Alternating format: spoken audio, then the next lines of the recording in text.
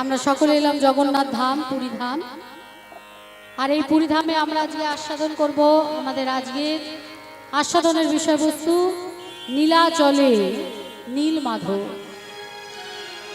জগন্নাথ প্রভু কেমন ভাবে নীলাচলে এলেন, নীল মাধবকে দারু ব্রহ্ম শব্দের অর্থ কি এবং কারা দারু কারা কে দারু কে ব্রহ্ম, সমস্ত তত্ত্ব এবং তথ্যের মাধ্যমে আমরা আস্বাদন করব।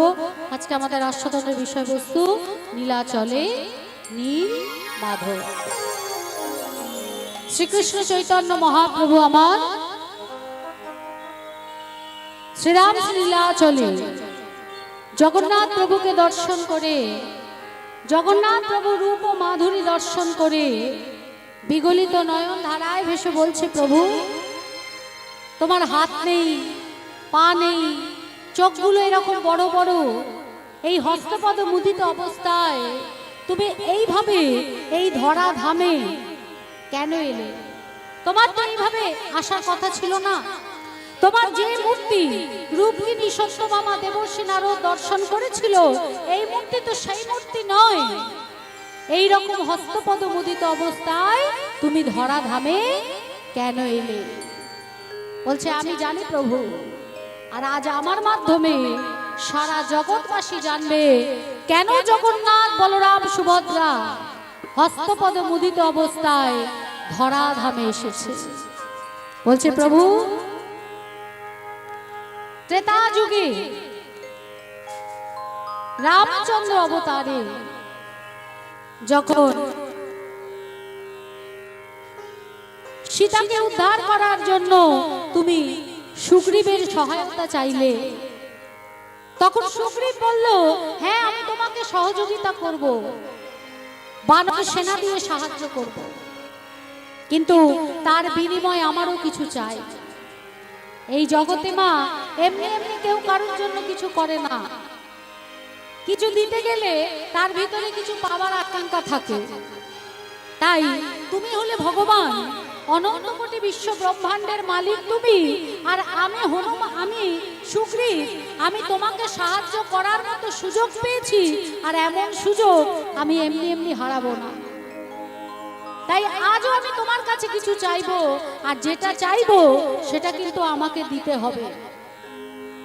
রামচন্দ্র বললেন, বেশ, বলো তুমি কি চাও।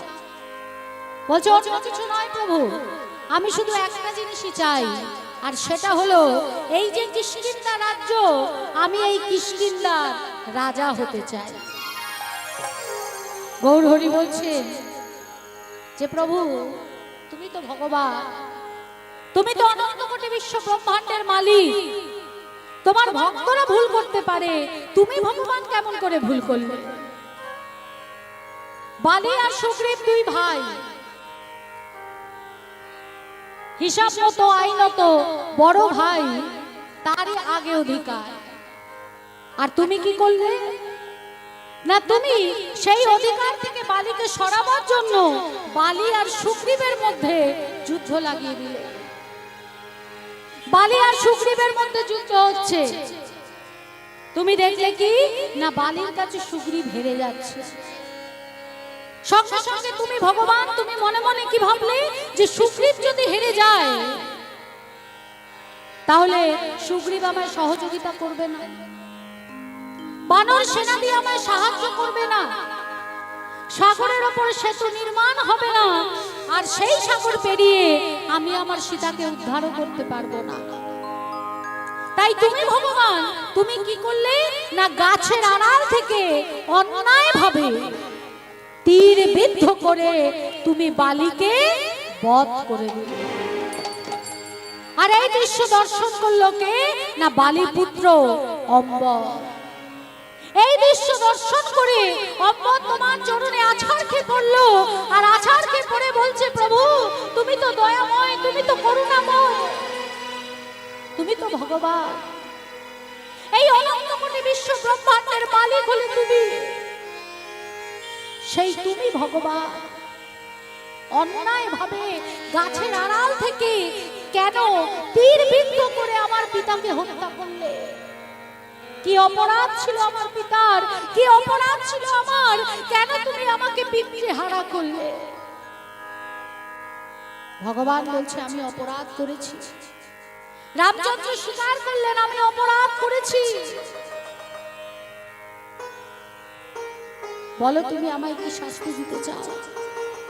তুমি যা চাইবে আমি তোমাকে তাই দেবো। বলো তুমি কি চাও? বলছে সত্যি দিতে চাও? যদি তুমি ভগবান সত্যি আমায় কিছু দিতে চাও তাহলে আমাকে কৃপা করে এই আশীর্বাদ দাও, যেভাবে গাছের আড়াল থেকে অন্যায়ভাবে তীর বিদ্ধ করে তুমি আমার পিতাকে হত্যা করলে, আমিও যেন ঠিক সেইভাবে গাছের আড়াল হতে তীর বিদ্ধ করে তোমাকে হত্যা করতে পারি। ভগবান সঙ্গে সঙ্গে বললেন তথাস্তু। তবে অম্বা, এই ত্রেতা যুগে রামচন্দ্র অবতারে এটা সম্ভব নয়।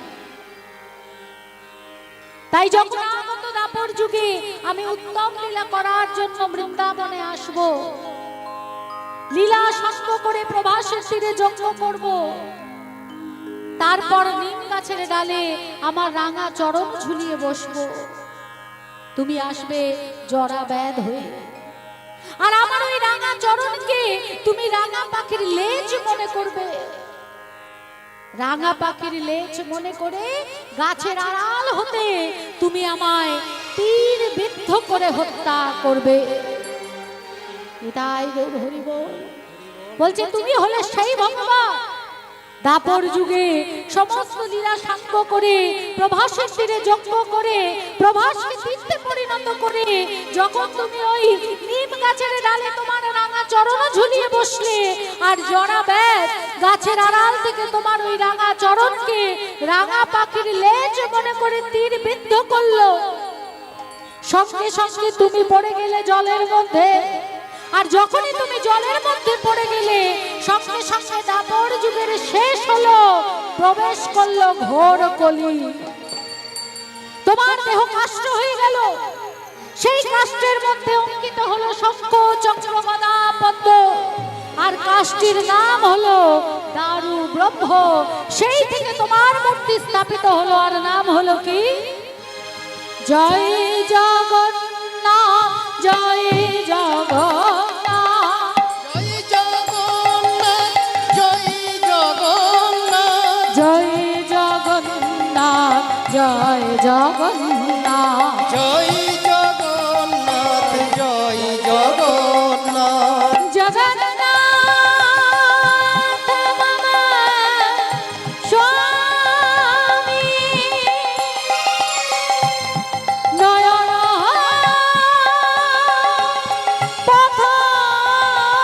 পথগামী ভবতু মে, ভবতু মে, ভবতু মে। জয় জগন্নাথ, জয় জগন্নাথ, জয় জগন্নাথ, জয় জগন্নাথ, জয় জগন্নাথ, জয় জগন্নাথ, জয় জগন্নাথ, জয় জগন্নাথ। জয় জগন্নাথ, জয় জগন্নাথ। এটাই গৌর হরি বল। ভগবান শ্রীকৃষ্ণের যে দেহটা কাঠ হয়ে গেছিল, সেই দেহ থেকে অঙ্কিত হয়েছিল শঙ্খ চক্র গদা পদ্ম, নাম হয়েছিল দারু ব্রহ্ম। ইন্দ্রদুম্ন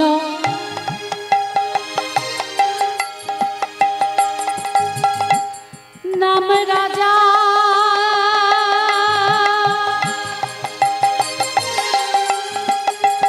ওই অবন্তী নগরে ইন্দ্রদম্ন নামে রাজা,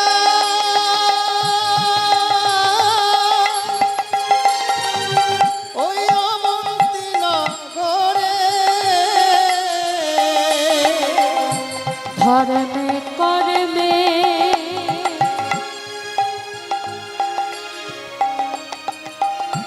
ছিল মতি সদাই তরে রাজা ধর্মে কর্মে ছিল মতি, ওই হরি নামের তরে শঙ্খ চক্র গদা পদ্ম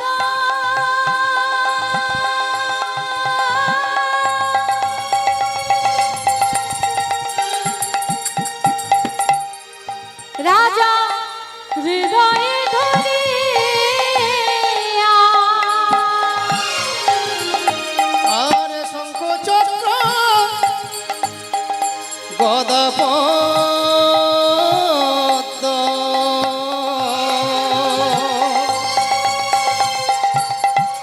রাজার হৃদয়ে ধরিয়া একাকী করেন ভজন নয়ন ভাসাইয়া একাকী করায়ে ভজন নয়ন ভাসাইয়া রাজা নয়ন ধারা বিরাম নাই গো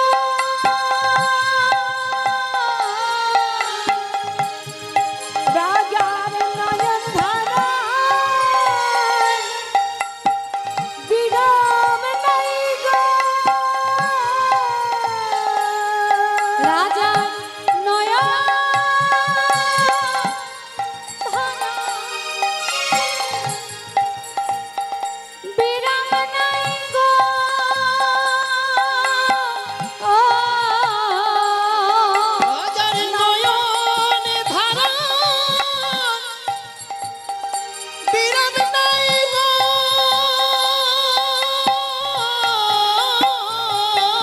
ওগো হরি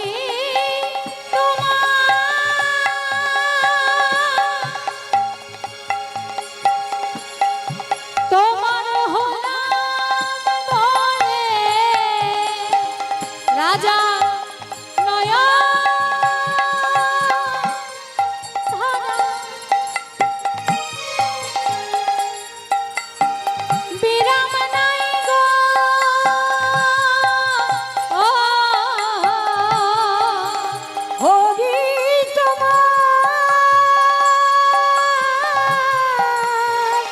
হলাম বলে ওই নয়ন জলে কেঁদে কেঁদে হরি তোমার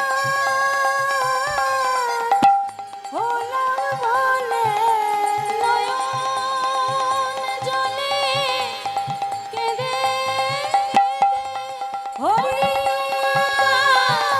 হলাম বলে নয়ন জলে কেঁদে হৃদয় হরি হরি তোমার হলাম বলে নয়ন জলে কেঁদে কেঁদে হরি তোমার হলাম বলে নয়ন জলে কেঁদে কেঁদে হরি তোমার হলাম বলে নয়নে ধারার বিরাম নাই গো একাকী করায়ে ভজন নয়ন ভাসায়া নয়ন ভাসায়া অবন্তী নগরীর রাজা মহারাজ ইন্দ্রদুম্ন রাজা হলে কি হবে মা সেই রাজা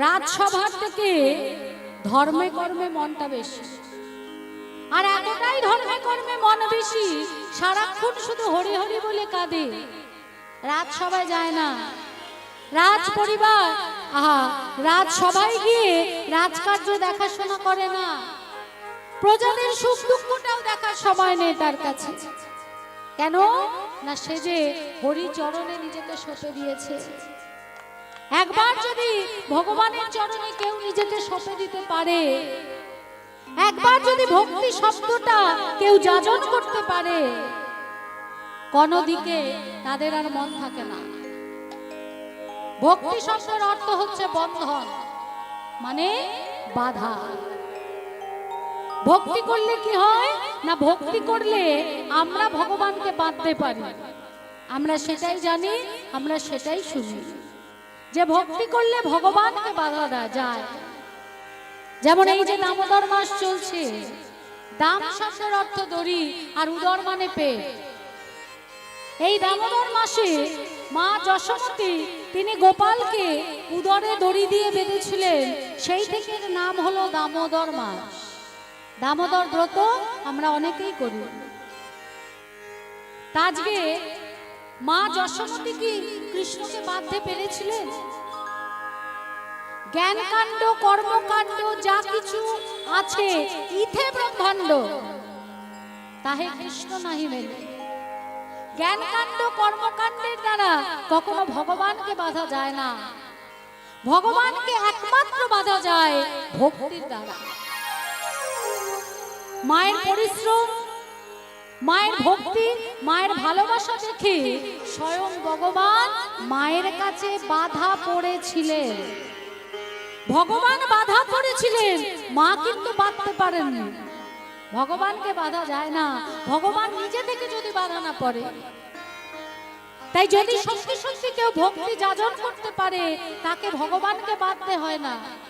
উল্টে ভগবান দুটি বাহু তুলে তাকে বলে, তুমি আমাকে বাঁধো, আমাকে বাঁধো, আমাকে বাঁধো। ভগবান নিজে তার কাছে বাধা পড়ে, ভগবানকে বাঁধতে লাগে না। কিন্তু এই যে আমরা বলি ভক্তি ভক্তি ভক্তি, ভক্তি শব্দের অর্থটা কি? ভক্তি শব্দের অর্থ হচ্ছে স্যালেন্ডার, মানে আত্মসমর্পণ। যতক্ষণ না ভগবানের চরণে পুরোপুরি আত্মসমর্পণ হবে, ততক্ষণ ভক্তি যাজন হবে না। আর সেই সঙ্গে কি করতে হবে? সৎসঙ্গ করতে হবে, ভক্ত সঙ্গ করতে হবে, গুরুচরণ আশ্রয় করতে হবে। ভক্তি কিন্তু সবার দ্বারা হয় না, ভক্তি যাজন করতে সবাই পারে না। যেমন সোনার দোকানে যেখানে আসল সোনা আসল হিরে পাওয়া যায়, সবাই কিন্তু ওই আসল সোনার দোকানে গিয়ে সোনা কিনতে পারে না। কিন্তু সোনারই সাবস্টিটিউট ইমিটেশন সিটি গোল্ড, সেই দোকানে দেখুন ভিড় উপচে পড়ে। কারণ সোনা কেনার বা আসল হিরে কেনার ক্ষমতা সবার থাকে না, কিন্তু সিটি গোল্ড কেনার ক্ষমতা সবার থাকে। ঠিক সেই রকম ভক্তি যাজন করার ক্ষমতা সবার থাকে না। এই ভক্তি যাজন খুব দুর্লভ জিনিস। যেমন মনুষ্য দেহ হচ্ছে দুর্লভ, তার থেকেও দুর্লভ হলো ভক্তি যাজন করা। সেই জন্য যখন কবির দাস এই আমি বন্দনা করলাম, যার গান করলাম, বললাম না, कहते कबीरा जिन मुख राम नहीं वो मुख भूल भरी। সেই কবির দাস রামচন্দ্র দূত পাঠিয়েছে তাকে নিয়ে যাওয়ার জন্য। কবির দাস কাঁদছে। রামচন্দ্রের দূতেরা বলছে, স্বয়ং ভগবান আমাদের পাঠিয়েছে তার কাছে তোমায় নিয়ে যাওয়ার জন্য। সবাই তো এটাই চায় যে কতক্ষণে ভগবানের চরণ পাবো। আর সেই চরণ পেয়ে তুমি আনন্দে না লাফিয়ে তুমি কাঁদছো। কবির দাস কেঁদে কেঁদে বলছে, সৎসঙ্গ ভক্ত সঙ্গ করে যে আনন্দ, বৈকুণ্ঠ ধামে কোথায় সেই আনন্দ? বৈকুণ্ঠ ধামে কোথায় সেই আনন্দ? সৎসঙ্গ ভক্ত সঙ্গ করে যে আনন্দ। এই যে চারিদিকে ভাগবত পাঠ হয়, লীলা কীর্তন হয়, হরিনাম সংকীর্তন হয়, সেখানে আমরা যে ভক্ত সঙ্গ করি, বহু জন্মের স্বীকৃতি না হলে এই সঙ্গ করা যায় না। আর এই সঙ্গতে যে আনন্দ পাওয়া যায়, এই আনন্দ কোনো কিছুর বিনিময়ে কোথাও পাওয়া যায় না। তাই রামচন্দ্র তাকে ডেকে পাঠিয়েছে, আর কবিরা কাঁদছে, বলছে সৎসঙ্গ ভক্ত সঙ্গে যে আনন্দ, সেই আনন্দ বৈকুণ্ঠপুরীতে কোথায়? মুক্তি লাভের বাসনাটা লঘু হয়ে যায়, মৃত্যু ভয় লঘু হয়ে যায় যদি ভগবান কারুর কাছে বাধা পড়ে। এই হলো ভক্তি। আর যেহেতু এই ভক্তি সবাই যাজন করতে পারে না, তাই যারা প্রকৃত ভক্তির পথে আছেন তাদেরকে দেখবেন সবাই সম্মান করে, মাথায় করে রাখে থাকে, তাই না? তা আজকে এই মহারাজ ইন্দ্রদ্যুম্ন তিনি অবন্তী নগরের রাজা ঠিকই, কিন্তু রাজ ঐশ্বর্য, রাজ সিংহাসন, রাজ পোশাক, রাজমুকুট এইসবের দিকে তার কোনো লোভ নেই, কোনো লক্ষ্য নেই। সারাক্ষণ শুধু হরির চরণে পড়ে পড়ে কাঁদছে। এবার রাজা যদি রাজসভায় না আসে, রাজকার্য পরিচালনা না করে, প্রজাদের খবরাখবর না নেয়, তাহলে প্রজারা আন্দোলন করবে না? কি বাবা, আন্দোলন করবে না? হ্যাঁ, বলবে না? কেমন রাজা? বলি না আসে রাজসভায়, না দেখাশোনা করে রাজকার্য, আমাদের দুঃখ কষ্ট সুখ এইসব আমরা কাকে বলবো সেগুলোও শোনে না। বলি এমন রাজা থাকাই বাকি আর না থাকাই বাকি। এমন রাজা আমরা চাই না। এই রাজার বদলে আমরা অন্য রাজা নিয়ে আসবো। সবাই মিলে মহারাজ ইন্দ্রদুম্নের নামে বিদ্রোহ ঘোষণা করলেন। খবর গেল রানী গুন্ডিচার কানে। রানী গুন্ডিচা তিনি ছিলেন হরি বহির্মুখী। ইন্দ্রদুম্ন রাজা যতটা হরিভক্ত, গুন্ডিচা রানী ততটাই হরি বহির্মুখী। ছুটতে ছুটতে এসছেন, মহারাজ মহারাজ সর্বনাশ হয়ে গেছে, একেবারে সর্বনাশ। মহারাজ শান্ত স্বরে বললেন, কেন গো রানী, কি হয়েছে? কি হয়েছে? কি হয়নি তাই বলুন। সমস্ত প্রজারা আপনার বিরুদ্ধে বিদ্রোহ ঘোষণা করেছে। তারা বলেছে এমন রাজা তাদের দরকার নেই, এমন রাজা তারা চায় না। আপনার পরিবর্তে তারা অন্য রাজা নিয়ে আসবে, বিদ্রোহ ঘোষণা করেছে। মহারাজ এই কথা শুনে আনন্দে হেসে উঠে বললে, ওগো ওগো রানী, তুমি আমাকে কি না আনন্দ সংবাদ শোনালে। মহারানী আরো রেগে গিয়ে বলছে, এটা আনন্দ সংবাদ? বলে অবশ্যই এটা আমার কাছে আনন্দের সংবাদ। ওগো রানী, আমায় যদি রাজসভায় যেতে না হয়, আমায় যদি রাজকার্য দেখাশোনা করতে না হয়, প্রজাদের ভার বহন করতে না হয়, আমি তো বেঁচে গেলাম। তাহলে পুরো সময়টাই তো আমার হরির জন্য। তাই আমি ঘরে বসে কি করব? হরি হরি বলবো আমি, হরি হরি বলবো, হরি হরি বলবো আমি হরি হরি বলবো, আর হরি ভজন করব। হরি হরি বলবো, আমি হরি ভজন করিব, হরি হরি বলবো, আমি হরি ভজন করব। হরি হরি বলবো, আমি হরি ভজন করবো। হায় হায় হায়, আমার পোড়া কপালখানা দেখুন মা। হ্যাঁ, বলি সেই ছোট্টবেলা থেকে এত কষ্ট করে শিবরাত্রি ব্রত করলাম, 4 প্রহরে শিবের মাথায় জল দিয়েছি। কত কষ্ট করেছি, কেন? যাতে শিবের মতো একটা বর হয়। শুধু আমি কেন, এই জগতের সমস্ত মেয়েরাই শিবরাত্রি করে, কি আকাঙ্ক্ষা করে? যেন শিবের মতো বর হয়। হরি বল। করেছেন তো আপনারাও? এদিকের মুখগুলো দেখতে পাচ্ছি না, অন্ধকার লাগছে, এদিকটা তাও দেখা যাচ্ছে। কি গো মায়েরা, আপনারা করেছেন শিবরাত্রি ব্রত? সত্যি কথা বলবেন কিন্তু, কে কে করেছেন দেখি একটু। সবাই করেছে। তা কেন করেছিলেন? যাতে শিবের মতো বর হয়, তাই না? বলছে হ্যাঁ, সবাই সেই জন্যই করে। কিন্তু সত্যি বলুন তো, আদেও কি শিবের মতো বর হয়? হয় না। তা আমরা মনে মনে ভাবি শিবের মতো বর হওয়া তো সম্ভব নয়। শিবের মতো না হোক, মনটা অন্তত শিবের মতো, মানে ভোলা বালা হোক, তাই না? আর সেই আশাতেই আমরা সবাই শিবরাত্রি ব্রত করি। তা আজকে মহারানী গুন্ডিচা বলছে, এই কারণে আমিও শিবরাত্রি ব্রত করেছিলাম, কষ্ট করেছিলাম, আমিও করেছিলাম। আর আমার কপালে বর জুটেছে দেখবেন, এই দেখুন হরি বল, হরি কেমন বল, বর জুটেছে দেখুন শিবরাত্রি ব্রত করে। নিতাই গো হরি বল। হরি হরি বল। তা মহারানী গুন্ডিচা বলছে যে এইরকম বর পাবার জন্য করেছিলাম। বলি সারাদিন যদি তুমি এইভাবে হরি হরি হরি হরি করো, তাহলে আমি কি করব?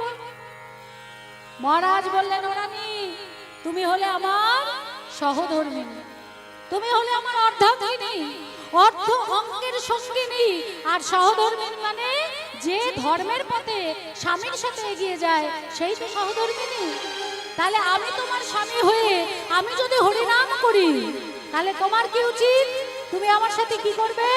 হরি হরি বলবে, তুমি হরি হরি বলবে, হরি হরি বলবে, হরি হরি বলবে, হরি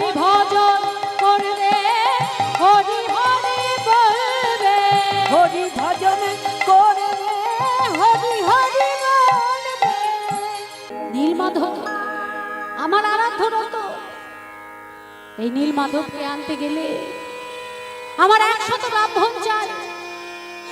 এই, কে আছিস? সারা রাজ্যে ঢেড়া পিটিয়ে প্রচার করে দে, আমার 100 ব্রাহ্মণ লাগবে।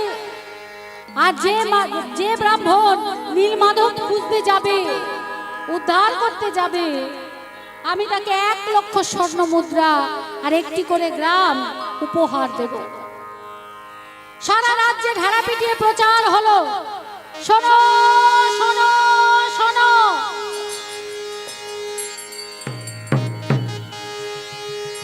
100 ব্রাহ্মণ যারা যাবে নীল মাধব সন্ধানে, মহারাজ ইন্দ্রদ্যুম্ন তাদেরকে 1 লক্ষ করে স্বর্ণ মুদ্রা আর একটি করে গ্রাম উপহার স্বরূপ দেবে।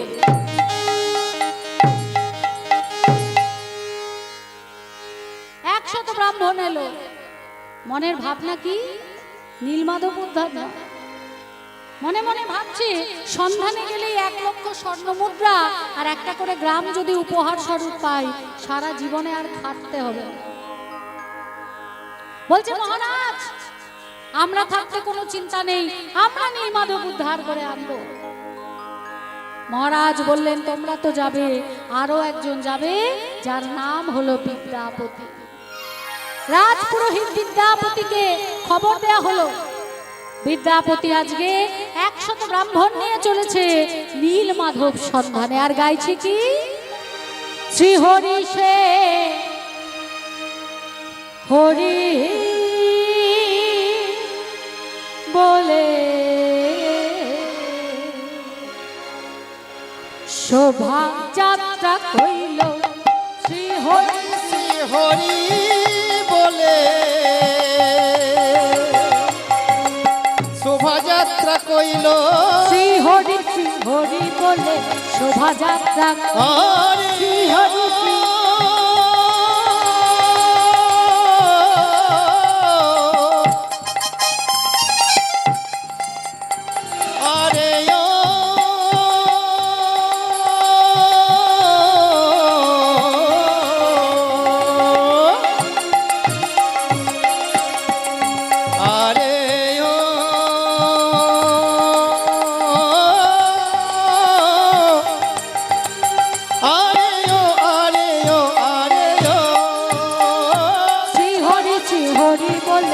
শোভাযাত্রা কইল, হরি হরি বলে শোভাযাত্রা কইল, নানা দেশ দেশান্তরে ঘুরিতে লাগিল, মাধবের তরে ঘুরিয়া করিল, নানা দেশ দেশান্তরে ঘুরিতে লাগিল, নানা দেশ দেশান্তরে ঘুরিতে লাগিল, নানা দেশে নানা দেশে নানা দেশে ভ্রমণ করে মাধবেন্দ্র দিয়া, ওই নানা দেশে ভ্রমণ করে মাধবেন্দ্র দিয়া, আর নীল মাধব না পাইয়া আইল ফিরিয়া, ওই নীল মাধব না পাইয়া আইল ফিরিয়া, না সন্ধান মেলে না, সন্ধান মেলে না, সন্ধান মেলে না, আমার নীল মাধবের সন্ধান মেলে না, আমার নীল মাধব আইল ফিরি ব্রাহ্মণগণে, আমার নীল মাধবে সরগণে, আমার নীল মাধবে সরগণে, আমার নীল মাধবে গণে, আমার নীল আহা মাধবে সন্ধান মেলে না, নীল মাধব না পাইয়া আইল ফিরিয়া, ওই নীল মাধব না পাইয়া আইল ফিরিয়া, নীল মাধব না পাইয়া আইল ফিরিয়া। 100 ব্রাহ্মণ নিয়ে চলেছে মা। আর ভগবানের পরীক্ষা দেখো, ভগবান সবসময় আমাদের পরীক্ষা করে। আমরা যারা বুঝতে পারি তারা ধৈর্য ধরি, আর যারা বুঝতে পারি না তারা ধৈর্য হারিয়ে ফেলি। এই যে 100 ব্রাহ্মণ নিয়ে নীল মাধবের উদ্দেশ্যে যাচ্ছে, যাদের মনের মধ্যে কুচিন্তা ছিল, ভগবানের কোপে কিরকম পড়লো, আকাশ কালো হয়ে গেল, ঝড় জল বজ্রাঘাত ত্রাহি ত্রাহি রমুদ্র, সকলে চিৎকার করে বলছে বাঁচা বাঁচা বাঁচা বাঁচা বাঁচা বাঁচা বাঁচা বাঁচাও বাঁচাও 100 ব্রাহ্মণ তারা ফিরে এলো, কিন্তু বিদ্যাপতি যেও হরিনামে নিজেকে সঁপেছে, হরিভক্তি পরায়ণ, সে কিন্তু চোখ বন্ধ করে ঊর্ধ্বশ্বাসে ছুটে চলেছে আর মনে মনে বলছে কি, কেঁদে কেঁদে বলছে, দেখা দাও, দেখা দাও,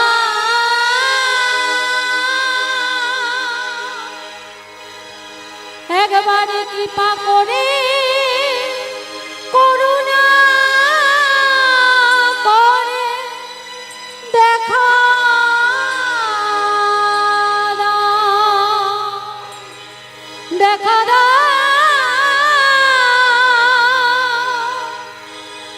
দেখা দাও, দেখা দাও,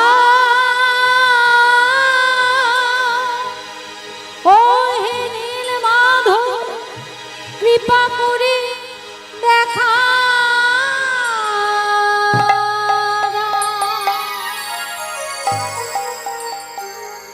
বসু বিবাহের দিন স্থির করে সকল সবরবাসীকে আমন্ত্রণ করলেন। ললিতার বিদ্যাপতির বিবাহ দিচ্ছে, আর ললিতা বিদ্যাপতির বিবাহে আজ সারা সবর রাজ্য আনন্দে মেতে উঠেছে। আজি ঢাক বাজে, ঢোল বাজে,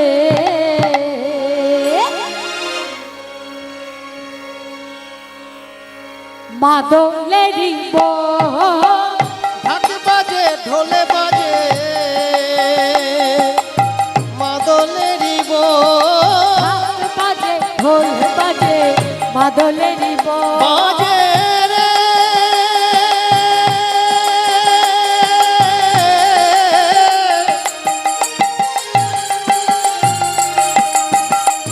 বাজে রে,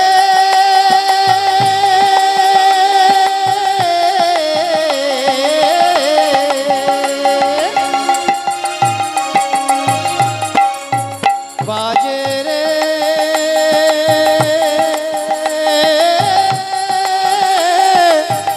বাজে রে, বাজে রে, বাজে রে, ঢাক বাজে, ঢোল বাজে, মাদলেরি ললিতার বিবাহেতে আনন্দেরি ওই ললিতার বিবাহতে আনন্দেরি ললিতার বিবাহেতে আনন্দেরি ললিতার বিবাহতে আনন্দেরি আনন্দ ধরে, আনন্দ ধরে না, আনন্দ ধরে না, আনন্দ ধরে না, ললিতার বিবাহেতে আনন্দ ধরে না। ওই ললিতার বিবাহে সবাই আনন্দেতে মেতে ওঠে, হরি হরি বল, সবাই হরি বল। আনন্দেতে মেতে ওঠে, ললিতার বিবাহতে, সবাই আনন্দেতে মেতে ওঠে, ললিতার বিবাহতে, সবাই আনন্দেতে মেতে ওঠে, ললিতার ওই বিবাহতে, ললিতার বিবাহেতে আনন্দেরই রোল, ললিতার বিবাহেতে আনন্দেরই রোল, ওই ললিতার বিবাহেতে আনন্দেরই রোল। সব আনন্দের মাঝে নির্বিঘ্নে সুসম্পন্ন হলো ললিতা আর বিদ্যাবতী শুভ বিবাহ। এবার এলো সেই ফুলসজ্জা রাত। বিদ্যাপতি ললিতাকে বলছে, ললিতা আজ থেকে তুমি আমার কে হলে? বলে, আরে আজ থেকে, উরি আজ থেকে আমি তো তোর স্ত্রী হলাম রে। কি হলে? আরে স্ত্রী হলাম, স্ত্রী। বাহ, তা স্ত্রীর ধর্ম কি? স্ত্রীর ধর্ম হলো স্বামীর কথা শোনা, স্বামীর ধর্মের পথে তাকে এগিয়ে দেওয়া, সুখে দুঃখে আনন্দে হাসিতে কান্নাতে স্বামীর সাথে থাকা। মনে থাকবে তো? বিদ্যাপতি বলছে, মনে থাকবে তো? আরে হ্যাঁ রে স্বামী। নির্বিঘ্নে সুসম্পন্ন হলো ফুলসজ্জার রাত। পরদিন মধ্যাহ্নকালে, মানে দুপুর বেলা, বিদ্যাপতিকে ললিতা সেবা দিয়েছে। নানা ব্যঞ্জনাদির সঙ্গে যেমন অন্ন দিয়েছে, সেই সঙ্গে দিয়েছে নীল মাধবের আসল প্রসাদ। আর যখনই সেই নীল মাধবের প্রসাদটা বদনে দিয়েছে, আহা কি অমৃত নিশা! সেবা করে যেন মনে হচ্ছে যে কোনো মানবের পক্ষে এমন রন্ধন করা সম্ভব নয়। মনে হচ্ছে স্বর্গের কোনো দেবদেবী এসে নিজে হাতে রন্ধন করে ভগবানের সেবায় লাগিয়েছে, আর সেটাই আমি প্রসাদ রূপে গ্রহণ করছি। বলছে ললিতা, এতদিন তোমাদের ঘরে আছি, কই এমন সেবা তো তুমি কখনো দাও। এটা কি? বলে এটা তো নীল মাধবের প্রসাদ আছে রে। ও আমার বাপ তো আছে না, আমার বাপ তো হলো নীল মাধবের গোপন পূজারী। প্রত্যেক রাতে যায়, সেবাটা করে সকালে ফিরে আসে, আর সেই প্রসাদটাই তো তোকে দিলাম রে। বিদ্যাপতি বলছে, যদি তাই হয় তাহলে তুমি আমাকে নীল মাধব দর্শনের ব্যবস্থা করে দাও। বলে থাম থাম থাম, কিনে আমার বাপ তোর কন্যা যদি যায় তোর জিভ টেলে ছিড়ায় দেবে। জামাই বলে শুনবে ক্লাই, তুই থাম কিনে। বিদ্যাপতি বলছে, তুমি তো আমায় কথা দিয়েছিলে ললিতা, আমার ধর্মের পথে তুমি আমায় এগিয়ে নিয়ে যাবে। তা তুমি যে কথা দিয়েছিলে সে কথা রাখো, আমাকে নীলমাধব দর্শনের ব্যবস্থা করিয়ে দাও। নয় তুমি আমাকে নীলমাধব দর্শনের ব্যবস্থা করিয়ে দেবে, আর না হলে আজই রাতে আমি আত্মঘাতী হব। ললিতা কাঁদতে কাঁদতে পিতার কাছে গিয়ে বলছে, বাবা বাবা, এ বেটি কাঁদছিস কি দিয়ে? শুবে তো কাল বিয়াটা মিটলো, আর আজকেই তোর চোখে জল। আরে কি হয়েছে বলবি তো? বলে বাবা, ও আমার স্বামীটাকে তুই নীল মাধব দর্শনটা করায় দে না কেনে। তুই থাম কিনে বেটি, কেউ না জালুক তুই তো জালিস। আমি ছাড়া কেউ যদি নীল মাধবের কাছে যায়, নীল মাধব তার সাথে চলে যাবে। আমি কি করে তাকে দর্শন করাই? বলে বাবা, ও তো তোর জামাইটা আছে, তোর পরে নীল মাধবের সেবাটা তো ওকেই করতে হবে, তাহলে তুই নিয়ে যাবি না তো কিনে? নিয়ে যা না বাবা। বলে এই কারণেই আমি বলেছিলাম বেটি, ও বামন ছুড়া ছল করে বিহারটা করেছে, তোকে ভালোবেসেলা। ললিতা বলে উঠলো, বাবা নয় তুই আমার স্বামীকে নীল মাধবের কাছে নিয়ে যাবি, আর না হয় তোর চরণে মাথা ঠুকে ঠুকে আমি আমার পোড়া দিয়ে দেবো, আমার বড়া মুখটা তুই দেখবি। বল তুই কি চাস? চরণে যখন মাথা ঘুরছে, বিশ্বা বসু মনে মনে ভাবছে, মাধব জানি না তোমার কি ইচ্ছা, আমি ছাড়া যে তোমায় দর্শন করবে তুমি তার কাছেই যাবে। যদি তাই হয় তাহলে তাই হোক। বললেন বেটি, তুই ও জামাইকে গিয়ে বলে দে আমি ওকে নীল মাধব দর্শনটা করায় দেব। ললিতা এসে যখন বলল যে স্বামী, আমার বাপ তো তোকে নীল মাধব দর্শন করায় দেবে, তুই চো না কিনে আমার বাপ তোর কাছে। যেই না কাছে নিয়ে এসছে, বিশ্বা বসু বলছে, আরে বামন বিটা, তুই ছল করে আমার বেটিটাকে বিহার তো করেছিলি তাই না? হ্যাঁ, ছল করে করেছিলি, বেশ। আমার মেয়েকে আমি কোথাও যখন দিয়েছি, আমি তোকে নীল মাধব দর্শন করায় দেবো, তবে আমার কিছু শর্ত আছে। তোকে আমি নীল মাধব দর্শনে নিয়ে যাব, কিন্তু তোর চোখটা বেঁধে আমি তোকে নিয়ে যাব। তুই আমার হাতটা ধরতে পারবি না? কমণ্ডলের জলে আমি ছলাক ছলাক শব্দ করব, ও শব্দ শুনে আমার পিছু পিছু তোকে যেতেটা হবে। আর হ্যাঁ, পথে যদি সাপে খায়, জন্তু জানোয়ারে খায়, আমি কিন্তু দায়ী থাকতে পারবো না। সঙ্গে সঙ্গে কি করেছে ললিতা, একটা পুটলি করে কিছু সর্ষে নিয়ে এসেছে, আর বিদ্যাপতির কোমরে বেঁধে দিয়ে বলছে, এ স্বামী, আমাদের সবার মধ্যে একটা সংস্কার তো আছে, সাথে যদি সর্ষে থাকে না, পথে কোনো বিপদটা হয় লাই, তা তুই সঙ্গে সঙ্গে যা, তোর কোনো বিপদ হবে একলাই। হ্যাঁ, আমি বলে দিল। পথ চলিতে কথা বলিতে, পথ চলিতে কথা বলিতে, পথ চলিতে কথা বলিতে পথ চলিতে কথা বলিতে তুমি গাও গাও কৃষ্ণ নাম কৃষ্ণ নাম মধুর নাম তুমি গাও গাও কৃষ্ণ নাম কৃষ্ণ নাম মধুর নাম তুমি গাও গাও কৃষ্ণ নাম কৃষ্ণ নাম মধুর নাম তুমি গাও গাও কৃষ্ণ নাম কৃষ্ণ নাম মধুর নাম পথ চলিতে কথা বলিতে পথ চলিতে কথা বলিতে পথ চলিতে কথা বলিতে পথ চলিতে কথা বলিতে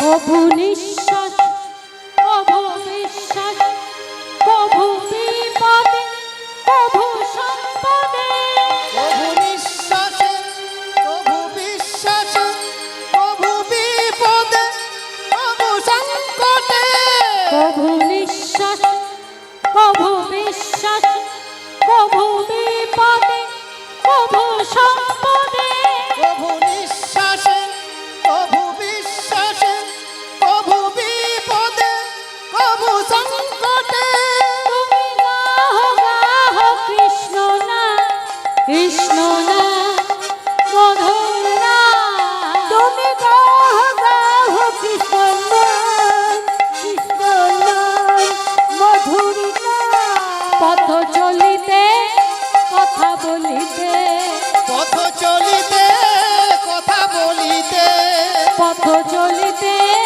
কথা বলিতে পথ চলিতে কথা বলিতে পথ চলিতে কথা বলিতে